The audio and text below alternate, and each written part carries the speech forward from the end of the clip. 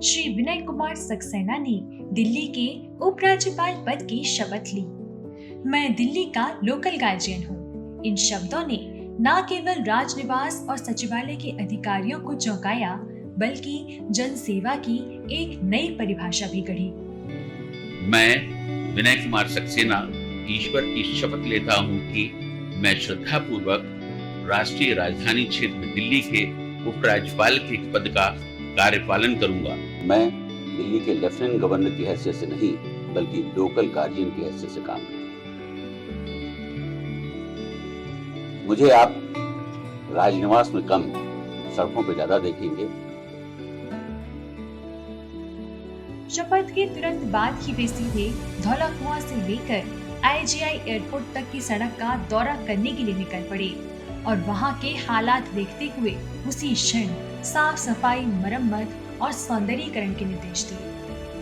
अगले कुछ दिन भी संभवतः वैसे ही अभूतपूर्व घटनाओं के साक्षी बने। दिल्ली के लोकल गार्जियन की भावना को साकार करते हुए लेफ्टिनेंट गवर्नर ने वरिष्ठ अधिकारियों के साथ नजफगढ़ ड्रेन के पूरे 57 किलोमीटर लंबे खंड, गाजीपुर के कूड़े के पहाड़, सराय काले खां के सामने यमुना बाढ़ क्षेत्र में जमा निर्माण मलबे का स्थल, भलसवा झील और लैंडफिल साइट, जेलरवाला बाग झुग्गियों से सटे क्षेत्रों, Asola Bhati mines, Mehrauli archaeological park, Sanjay one तथा ऐतिहासिक रोशनारा बाग सहित अनेक महत्वपूर्ण स्थलों का दौरा किया। ये दौरे किसी आधिकारिक ब्रीफिंग के बाद तय किए गए पूर्व निर्धारित कार्यक्रम का हिस्सा नहीं थे, बल्कि एक ऐसे व्यक्ति की सहज प्रतिक्रिया थे जिसने खादी एवं ग्राम उद्योग आयोग के अध्यक्ष के रूप में दिल्ली की यात्राओं के दौरान इस शहर को नजदीक से देखा और महसूस किया था। दिल्ली की कुछ समस्याएं वर्षों से सबके सामने थी, मगर इन्हें नजरअंदाज किया गया। लेफ्टिनेंट गवर्नर ने इन मुद्दों को पूरी गंभीरता से लिया। उन्होंने इन पर न सिर्फ काम शुरू किया, बल्कि हर कदम पर दिल्ली की पिछली सरकार को भी प्रक्रिया में शामिल करने का प्रयास किया। राजनिवास की सीमाओं से बाहर लोकल गार्जियन लगभग हर दिन सड़कों पर दिखाई देने लगे। झुग्गियों, अनधिकृत कॉलोनियों, गांवों और उपेक्षित धरोहर स्थलों पर लगातार दौरे होते रहे। जुलाई 2023 में आई बाढ़ की विभीषिका के दौरान उन्होंने स्वयं राजघाट सहित अन्य इलाकों में स्थिति का जायजा लिया और संबंधित अधिकारियों को तुरंत राहत पहुंचाने के लिए आवश्यक कार्यवाही के निर्देश दिए।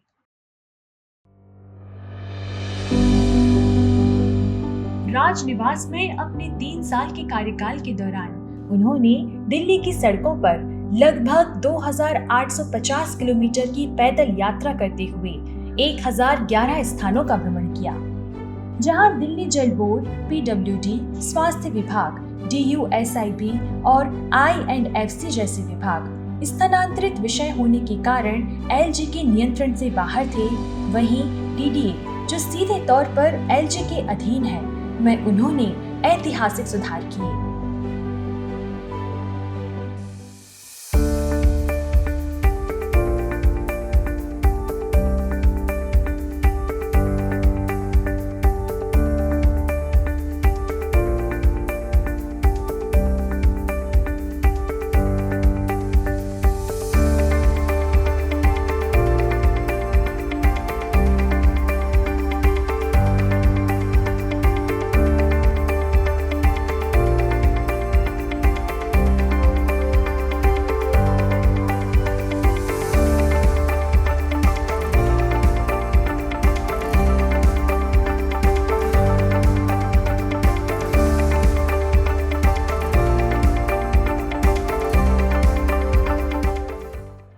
दशकों से लंबित नरेला सब सिटी का विकास अब बड़ी तेजी से हो रहा है। द्वारका और रोहिणी सब सिटी में नागरिक सुविधाओं को भी नई ऊर्जा मिली। दिल्ली विकास प्राधिकरण की मकानों की बिक्री फिर से शुरू हुई और वर्षों से ठहरी हुई PM उदय योजना को गति मिली। स्थायी रोजगार, स्किलिंग, व्यवसाय में सुगमता के लिए कदम उठाए गए। अवैध प्रवासियों और नशे के कारोबारियों पर सख्त कार्यवाही की गई। विभागीय समन्वय की सबसे बड़ी परीक्षा G20 शिखर सम्मेलन से पहले शहर के सफल कायाकल्प और सौंदर्यीकरण के दौरान सामने आई।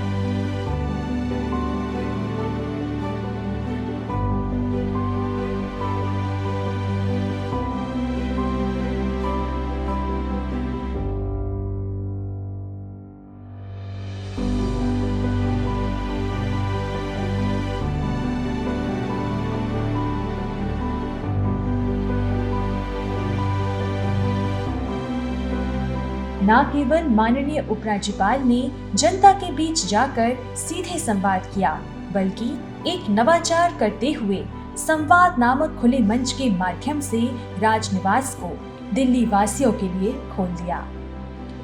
जैसे मैंने पहले कहा कि इस राजनिवास को अपना दूसरा घर समझें, कि राजनिवास के दरवाजे आप सभी के लिए हमेशा खुले हैं।